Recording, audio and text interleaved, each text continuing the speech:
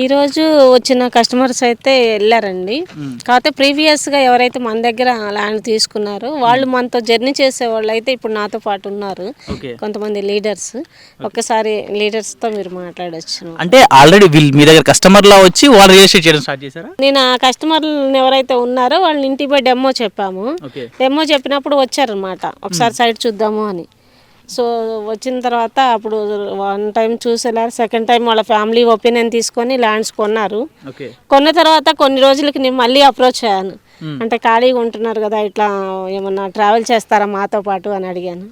అంటే ట్రావెల్ చేయటం అంటే ఏంటి, ఏమడుగుతున్నారు మీరు అంటే, బిజినెస్ చేయండి మేడం, పార్ట్ టైం బాగుంటుంది, ఎట్లాగో మీరు ఇంట్లో ఇంకొక వర్క్ చేస్తున్నారు కదా, దాంతోపాటు ఇది కూడా చేయండి అని అడిగితే అప్పుడు నేను డెమో ఇవ్వటం జరిగింది.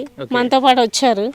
సో కంటిన్యూగా సైట్కి వస్తున్నారు. ఈ వీక్ అయితే ఇప్పుడు దాకా నాతో పాటు ఉన్నారు సైట్లో కూడా.